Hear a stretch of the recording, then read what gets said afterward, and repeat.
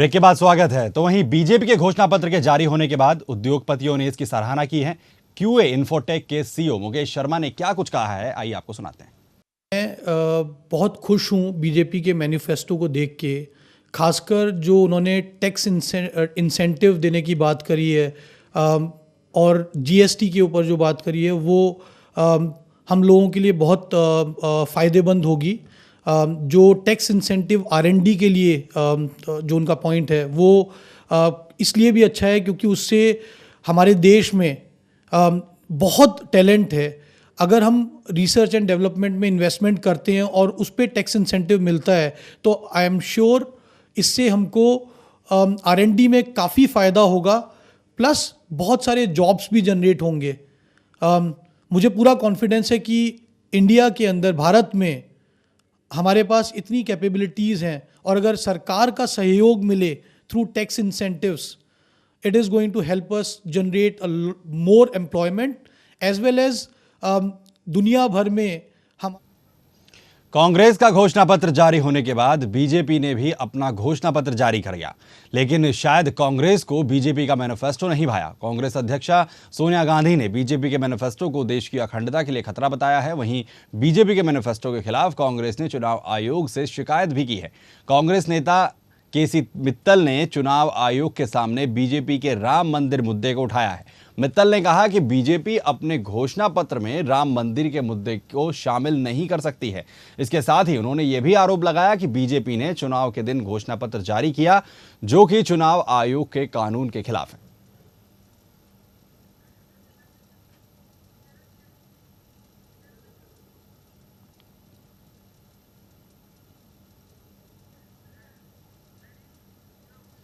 तो वहीं बीजेपी नेता विजय गोयल ने कहा है कि चुनाव आयोग को रोक लगाने का कोई अधिकार नहीं है।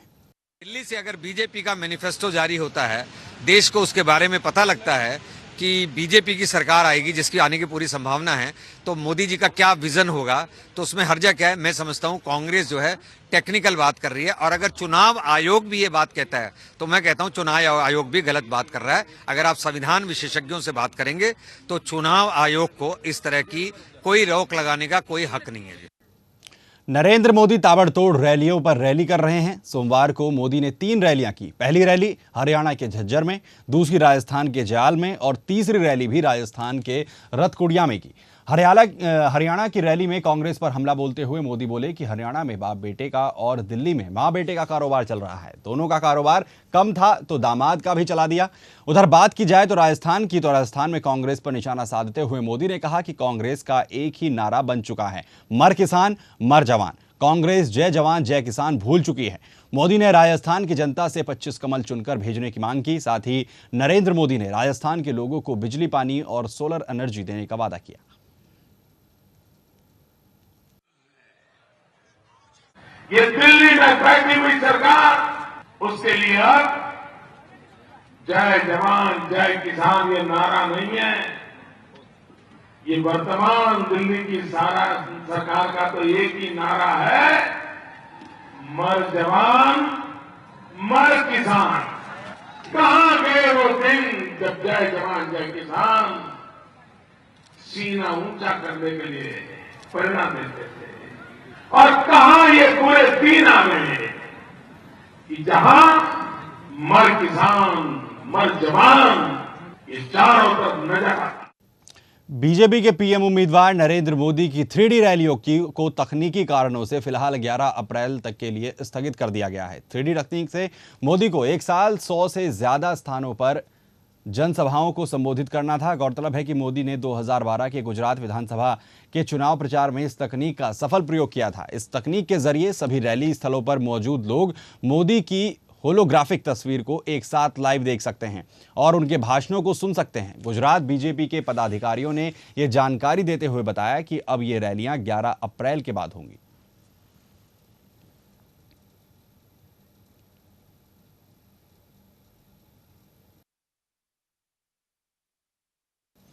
जहां देश के पूर्वोत्तर क्षेत्र में 16वीं लोकसभा के लिए पहले चरण का मतदान खत्म हो गया है, वहीं नेताओं की रैली थमने का नाम नहीं ले रही है। कर्नाटक के रायचूर की रैली में कांग्रेस उपाध्यक्ष राहुल गांधी ने नरेंद्र मोदी पर जमकर निशाना साधा।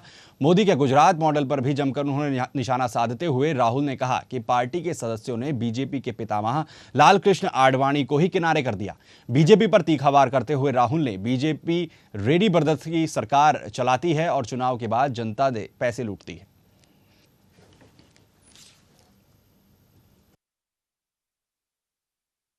मंत्री है श्री हल्लप्पा जी, आपने उनका नाम सुना होगा। सुना है नहीं सुना है? सुना है, सुना है ना? हाँ, मैंने भी सुना है। वो रेप करते हैं महिलाओं का, ठीक है। फिर उनके एमएलए बैठते हैं, विधानसभा में बैठते हैं और अपने फोन पे पिक्चर देखते हैं। उधर लगाए पोस्टर, उधर लगाए पोस्टर, महिलाओं को शक्ति दो। इधर भैया फोन पे पोर्नोग्राफिक फिल्म चल रही है और इनके एमएलए देख रहे हैं। बीजेपी के लोग कहते हैं कि देश को एक चौकीदार दे दो, एक चौकीदार दे दो और पूरे देश को वो बदल देगा। हम कहते हैं करोड़ों लोगों को देश का चौकीदार बना दो, उनको अधिकार दे दो, उनको शक्ति दे दो।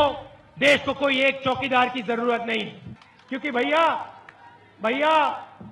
जब आप अपने घर की चाबी को एक चौकीदार को दे देते हो तो वो पूरे घर को लूट भी सकता है, आसानी से लूट सकता है। हम चाहते हैं कि आपके घर की चाबी आपके जेब में हो। बीजेपी महासचिव और यूपी प्रभारी अमित शाह के बदला लेने वाले बयान पर सियासी पारा चढ़ गया है। बात बिजनौर में एफआईआर दर्ज होने के बाद शामली में भी केस दर्ज कराया गया है। वहीं चुनाव आयोग ने अमित शाह को नोटिस भेजकर उनके बयान पर जवाब मांगा है। इस पर अमित शाह ने कहा है कि वे मुजफ्फरनगर में दिए अपने बदले वाले बयान पर सफाई देने के लिए प्रेस कॉन्फ्रेंस बुलाकर सफाई देंगे। आपको बता दें कि बीजेपी ने शाह पर दर्ज की गई एफआईआर को राजनीतिक साजिश करार दिया है।